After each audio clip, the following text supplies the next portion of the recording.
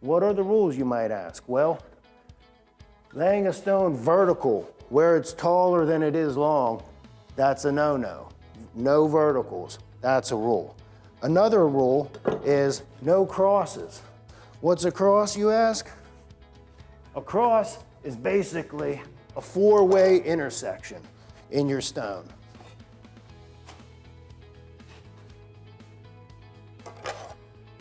This is a cross.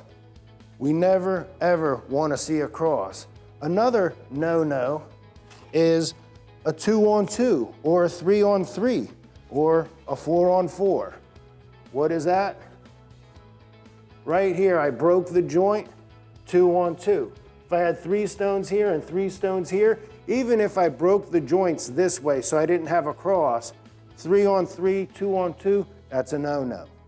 A lot of these rules have to do with rules you would follow when you build a real stone wall. How do the stones find their strength? How do they interlock correctly? This is not very strong. A vertical is not very strong. So you would not see that in a structural stone wall. You can almost always tell just by these few simple rules whether the stone is fake or not, because a lot of people who apply this product aren't masons, they never set a stone, and so they just stick them on the wall anywhere. And when they're done, it looks fake. We don't operate that way. We follow the same rules. Now that being said, don't overthink it. Just grab the next stone and put it somewhere that you're not going to break a rule. A lot of guys lose productivity on the job site because they tend to overthink things. Another rule, another no-no, is what we call a jumper. And I know that some people call a jumper a large stone that jumps your bond, but in this case, what we call a jumper is when you notch a corner out of a stone so that you can fit it somewhere. So for example, if I wanted to lay this stone here, I might have the sawman cut this corner off. That's not a natural look.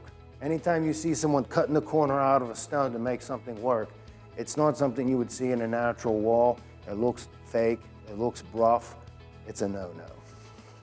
If you're gonna point a Kellered mortar in, as you're squeezing the mortar, you wanna clean this out. If you're gonna point it with the same mortar, you could let a little bit of that slide.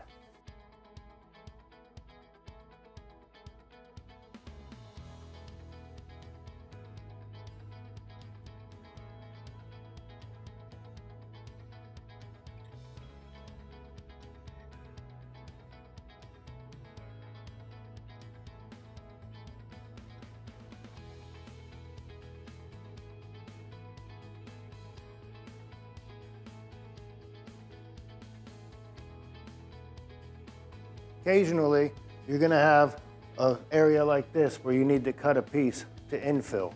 That's fine, that's normal, that's why we have saws. But one thing that I wanna say is your cut is not going to look natural. So always put your cut on the side that is less visible. So if you're low, put the cut facing down. If you're high, put the cut facing up. If you're near a door, put the cut away from the door. Whatever you do, minimize the visibility of the cut, especially if it's going to be seen, a dry stack stone, or it's thicker than what you're going to joint. If you can't hide the cut, you're going to have to smear some mortar to cover it whenever you're jointing the wall. Another rule I want to talk about is vertical and horizontal joints. We do not want to have very long vertical and very long horizontal joints without breaking them. So, for example, this is a horizontal joint that gets broken right here.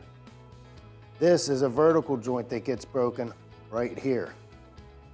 You're going to typically not have a roll by foot, but have a roll by stone. This should be established at the beginning of the job.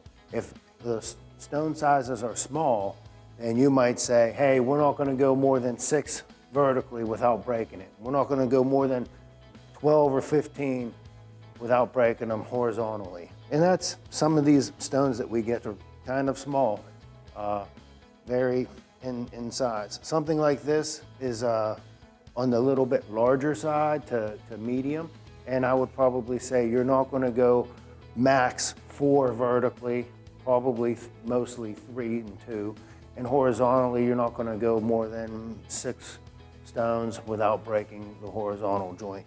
One way you can check your work for vertical and horizontal joints is close an eye. So when you get down for lunch break, you get down at the end of the day, stand back, cover an eye, close an eye, and look at the wall. It makes it two-dimensional when you have an eye closed. Once it is two-dimensional, you will see things like those lines standing out much clearer.